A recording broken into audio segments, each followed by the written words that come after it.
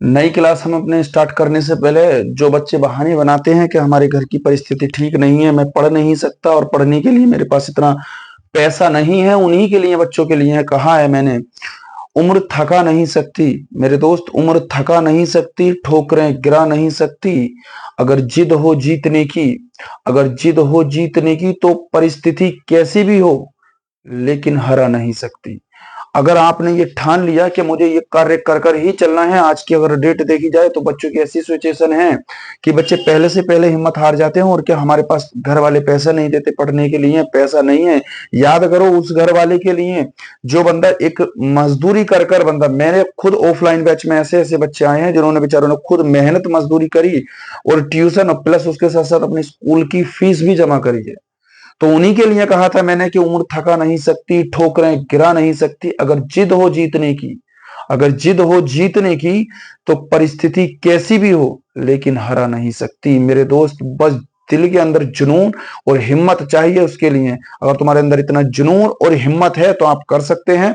अगर जुनून और हिम्मत नहीं है तो बनाने आप हजार बना सकते हैं। बहाने बनाने के लिए आप किसी को भी दोषी ठहरा सकते हैं, चाहे अपने माता पिता से लेकर या भाई बहन, किसी को भी दोषी ठहरा सकते हैं। और अगर जिद जीतने की है तो बहाने एक साइड में रख दीजिए और अपनी परिस्थिति को किसी के आगे मत कहिए कि मैं पढ़ नहीं सकता। आप माइंड, आप कमजोर नहीं है, आपका जो समय चल रहा है वो कमजोर है, क्योंकि परिस्थिति बहुत खतरनाक है बच्चों की।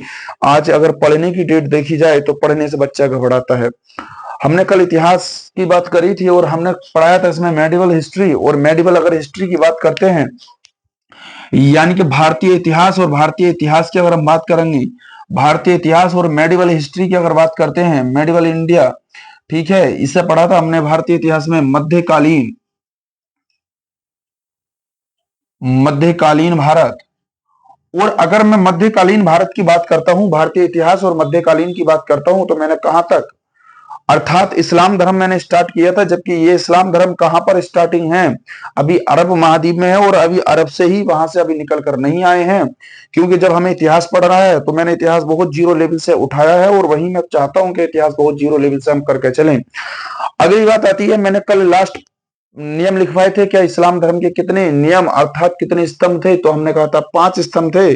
और वो 5 स्तंभ किसने बताए, मोहम्मद साहब ने ही बताए थे कि इस्लाम धर्म के जो मानने वाले लोग होंगे उनके लिए मैंने कहा था कि 5 स्तंभ है, कलमा, और कलमे के बाद मैंने कहा था नमाज, रोजा, और उसी के साथ जो तुम्हारी आय होगी उस साल का एक, आप पूरे साल की जो इनकम होगी उसका 2.5% आप गरीबों को तकसीम करेंगे, अर्थात गरीबों को जक़ात करेंगे। उसी के साथ एक बार अपनी, मतलब पैगंबर, एक बार अपने जीवन में हज की यात्रा, मतलब अपने जो पूरा जीवन है उसमें एक बार हज की यात्रा जरूर कर लें।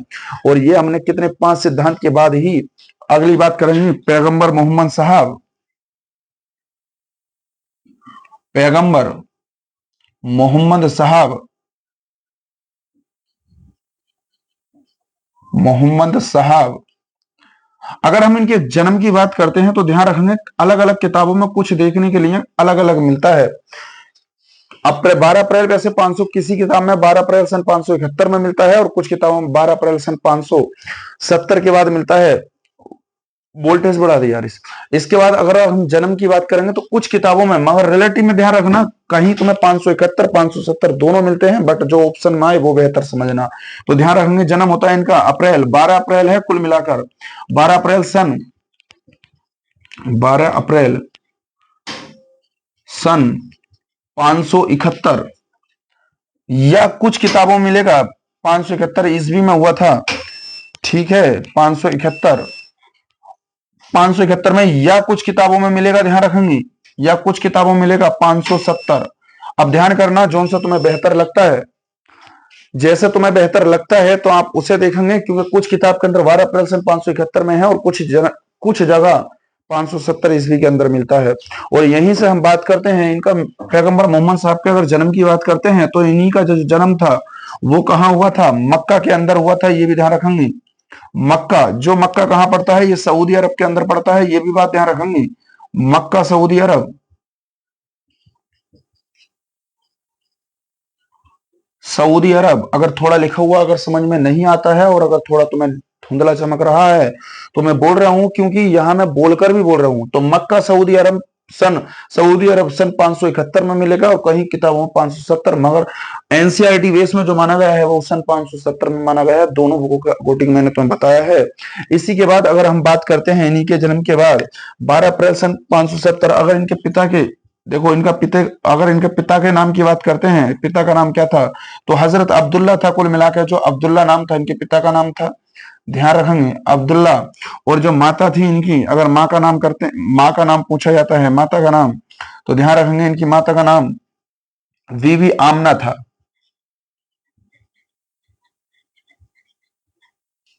बीवी आमना। तो यहां पर पता लग जाता है कि हमारा जन्म कहां पर हुआ और कितने, मतलब सन 570 या 71 में। और अब्दुल्ला नाम इनके पिता का था, माता का नाम बीवी आमना था। मगर अब ध्यान रखेंगे इनकी पहली पत्नी का नाम पैगंबर मोहम्मद साहब की जो पहली पत्नी थी, अगर हम पहली पत्नी के नाम की बात करते हैं तो हजरत खतीजा इनकी पहली पत्नी थी, ये भी ध्यान रखेंगे। तो हजरत खतीजा जो कबीले की क्या हुआ करती थी, सरदार। और कहा था, देखो यहां पर फर्क आ जाता है क्योंकि हम थोड़ी सी बात लाते हैं, हालांकि ये क्वेश्चन से रिलेटिव से हटके है, जो ये क्वेश्चन में नहीं पूछा जा सकता है, मगर थोड़ा इतिहास है तो इतिहास में थोड़ी जानकारी होनी चाहिए। जब हजरत खतीजा कबीले की सरदार थी तो उन्होंने कहा था मोहम्मद साहब से कि मोहम्मद साहब आप कबीले को संवारें और कबीले में आन कर रहे हैं। तो मोहम्मद साहब ने कहा था नहीं, अगर मैं बादशाही लिबास और अर्थात मैं बादशाही हुकूमत में जाकर पड़ गया तो जो मेरा उद्देश्य है मैं उस मार्ग से भटक जाऊंगा और मैं ईश्वर का जो मार्ग है मैं उस मार्ग से अलग हट जाऊंगा। इसीलिए इन्होंने सबसे बड़ा उद्देश्य बकरी चराने के लिए दिया था और 40 साल की उम्र में आके इन्होंने नबूवत का ऐलान किया था। इसी के बाद लिखेंगे, जो जितना डीपली था मैंने थोड़ा सा डीपली लेकर और चला हूं, ये बात ध्यान रखेंगे। तो हजरत खतीजा से इन्होंने शादी की थी, तो ध्यान रखेंगे हजरत खतीजा, इनकी पत्नी का नाम था, ध्यान रखेंगे हजरत खतीजा। और हालांकि इनके जो पिता थे उनका देहांत हो गया था और इनकी जो परवरिश की थी वो इन्हीं के ताऊ चचा हुआ करते थे अब्दुल मुत्तलिब। अब्दुल मुत्तलिब ने इनकी परवरिश की थी, ये बात ध्यान रखेंगे। इसी के बाद लिखेंगे, आगे को लिखा जाता है, यहां तक उतार लिया होगा।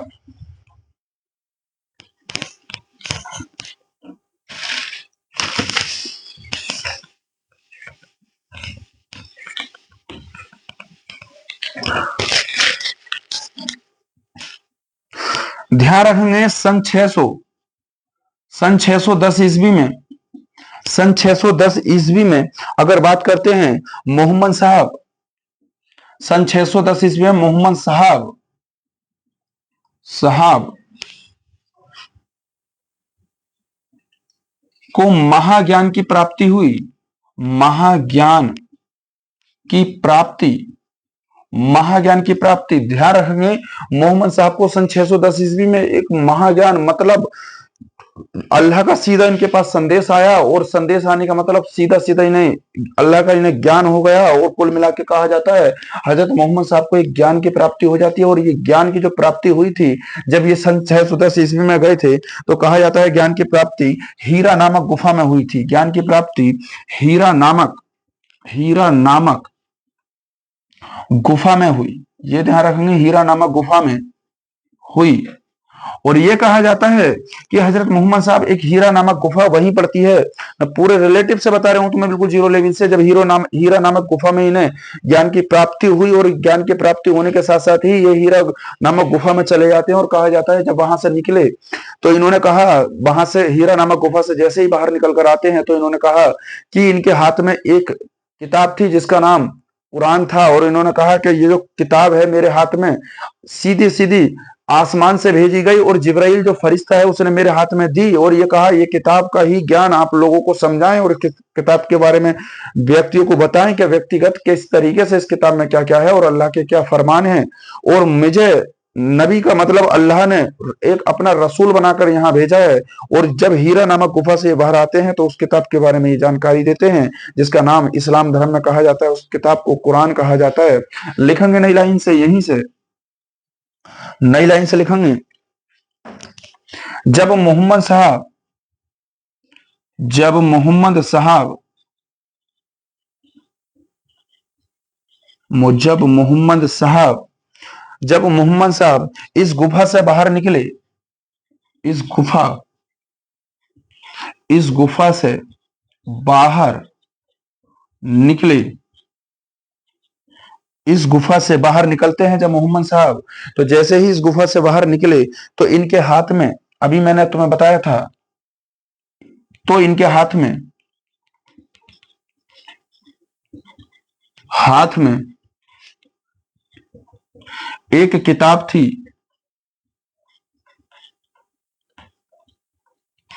जिसका नाम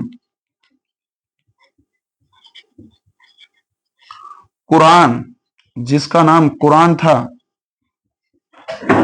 जिसका नाम कुरान था। ध्यान रखेंगे, जैसे ही ये हीरा नामक गुफा से मोहम्मद साहब निकल कर आते हैं तो उनके हाथ में क्या थी? एक किताब थी जिसका नाम क्या था? कुरान। और कहा कि ये जो किताब है मुझे सीधे सीधे किसने दी है?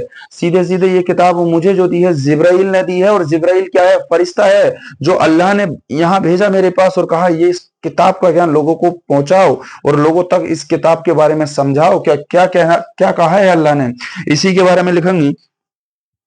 मोहम्मद साहब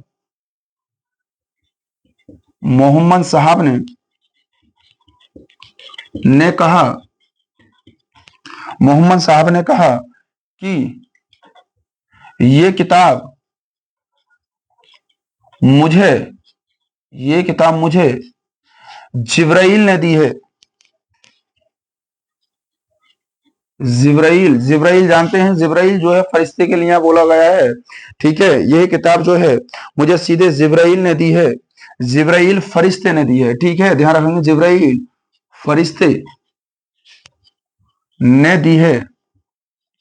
ठीक है, जिब्राइल फरिश्ते ने दी है। यहां तक पहले उतारेंगे, क्या यहां तक चमक रहा है? इसके बाद मैं ऊपर लिख देता हूं यही कहानी, जिब्राइल फरिश्ते ने दी है और इसी के किताब के बारे में लिखना। और फिर और फिर इस किताब के बारे में, इस किताब के बारे में मोहम्मद साहब ने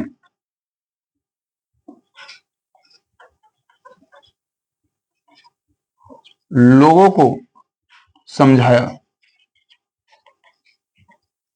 लोगों को समझाया। लेकिन इसी किताब के बारे में मोहम्मद साहब ने लोगों को क्या था? समझाया था। यही ध्यान रखेंगे। इसके बाद नेक्स्ट पॉइंट में नई लाइन से लिखेंगे। ठीक है, लोगों को समझाया, इसी के बाद लिखेंगे सातवीं शताब्दी में, सातवीं शताब्दी शताब्दी में इस्लाम धर्म का, इस्लाम धर्म उदय हुआ, उदय हुआ। तो ये भी ध्यान रखेंगे, इस्लाम धर्म का जो उदय हुआ था वो कब होता है? सातवीं शताब्दी में। तो ध्यान रखेंगे, इस्लाम धर्म का जो उदय हुआ वो कब होता है? सातवीं शताब्दी में होता है। और नई लाइन से लिखेंगे, सन 622 ईस्वी में मोहम्मद साहब कहाँ चले जाते हैं? मक्का छोड़कर मदीना चले जाते हैं। इसी के बाद लिखेंगे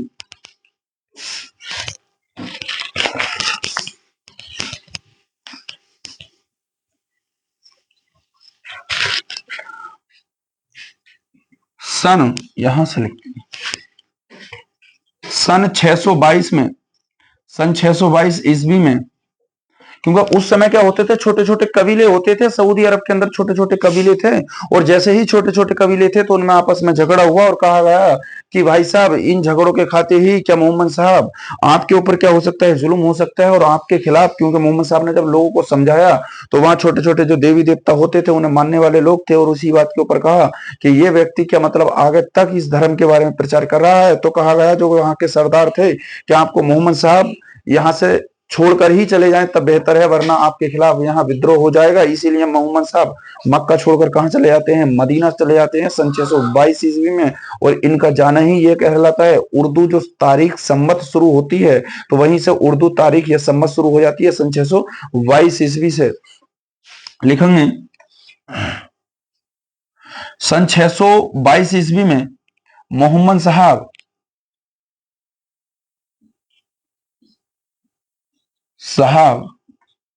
मक्का छोड़कर